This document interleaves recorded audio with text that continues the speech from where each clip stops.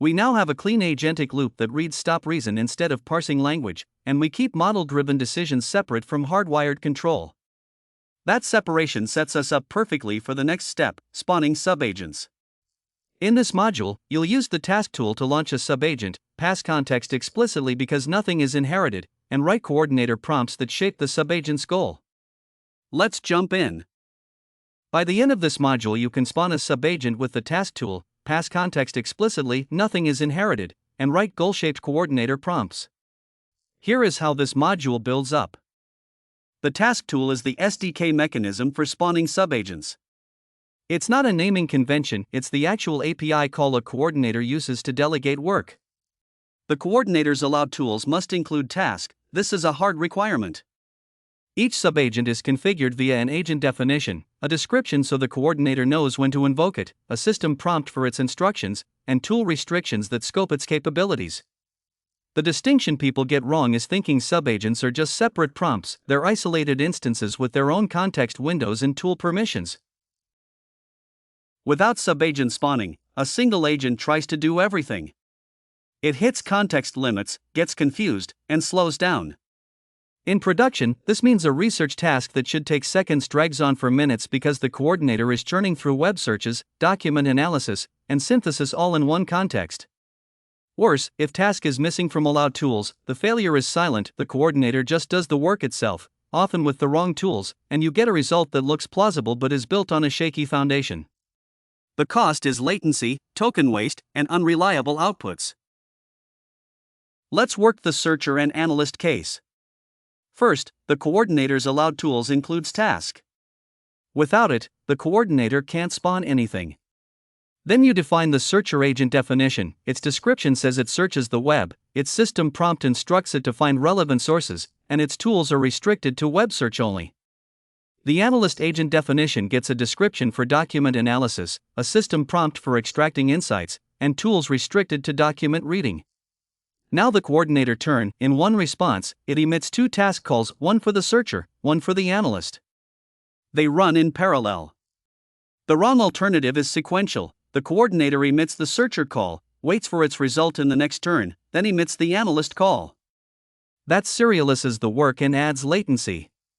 The other two subagents, synthesizer and reporter, follow the same pattern with their own tool restrictions. The durable rule: a coordinator's allowed tools must always include task. It's the gate for delegation. Scope tools per subagent roll tightly. If a synthesizer holds web search, it bypasses the language understanding you're paying for and does its own research, undermining the whole orchestration. Parallelism is purely about emitting multiple task calls in one response. The SDK handles the concurrency. You don't build async infrastructure. This holds true whether you're using Claude code today or any future agent framework that follows the same delegation pattern. On the exam, the big trap is equating parallel subagents with async programming. The correct answer is always one response containing several task blocks. Another distractor is omitting task from allowed tools. The question will describe a coordinator that seems to work but produces odd results, and you need to spot the missing tool. Tool restrictions are tested explicitly. Expect a question where a synthesizer is given web search, and you must identify why that's wrong. This is testcraft. Know the SDK's abstraction level and don't over-engineer. Explicit context passing means every piece of information a subagent needs is written into its prompt by you.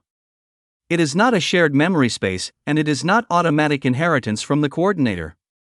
The distinction people get wrong is assuming the subagent can see what the coordinator said earlier. It cannot. If you do not put the prior findings into the prompt, the subagent operates with an empty context.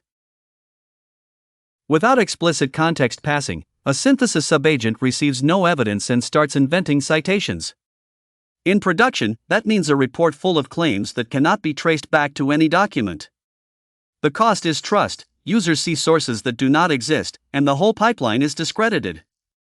Isolation also prevents the coordinator's context window from filling with every previous subagent's output, which would cause truncation and lost information on longer investigations. Take the synthesis subagent that keeps producing sourceless reports. First, you design the search subagent's payload, an array of objects, each with claim, evidence, source, and published at. The alternative is to have the search subagent return a paragraph of prose.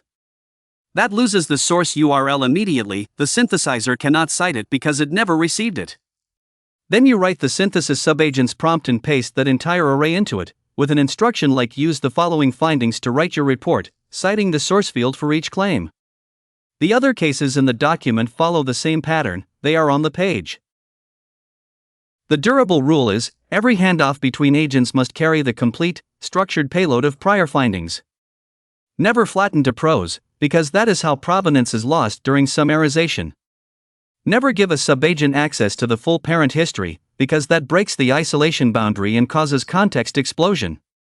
The reason is not just exam correctness in a real system, isolation is what lets you run many subagents without the coordinator's context window filling up and silently dropping information. This is tested by offering options that sound convenient, like give the subagent access to the full parent history. That is the distractor. The exam wants you to recognize that context isolation is a feature, not a bug, and that the correct answer always involves explicitly placing the prior findings into the subagent's prompt. If you see an answer that implies automatic inheritance or shared memory, it is wrong. Goal-shaped coordinator prompts specify the research goal and quality criteria instead of step-by-step instructions.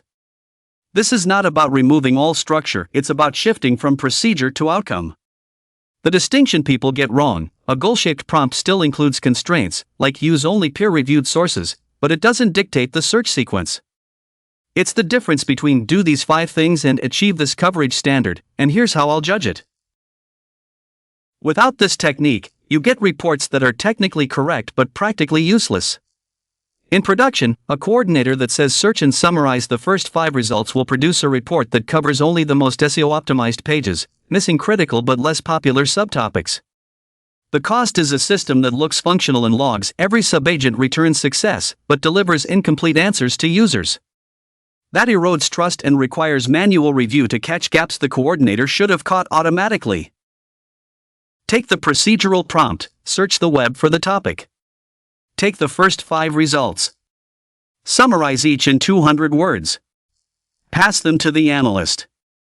First, rewrite it as a goal, produce a report covering all major subtopics of the topic, with each claim backed by a primary source. If sources conflict, present both views. That's the goal form. Next, partition scope, one subagent handles academic sources, another industry reports, a third news and commentary, no overlap.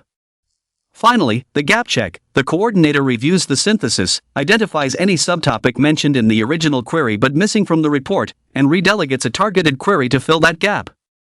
The alternative, keeping the procedural prompt, loses because it can't adapt to information density or source quality.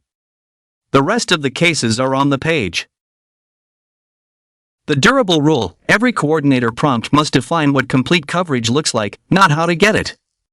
Partition work by information type, subtopic, source category, or perspective so subagents don't duplicate effort.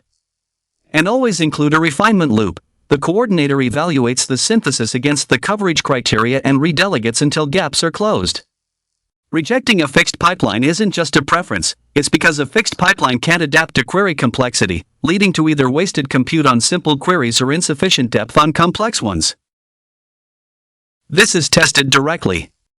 The exam will present a scenario where every subagent completed its task successfully, yet the final report is incomplete. The distractor is blaming the subagents, they did exactly what they were told.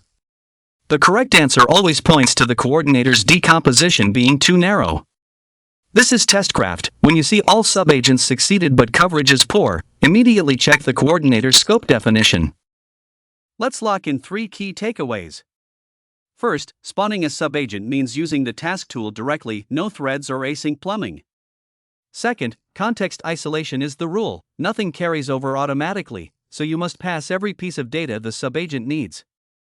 Third, a coordinator prompt must state the outcome you want, not just hand off work. Keep these in mind, and you'll avoid the most common exam traps.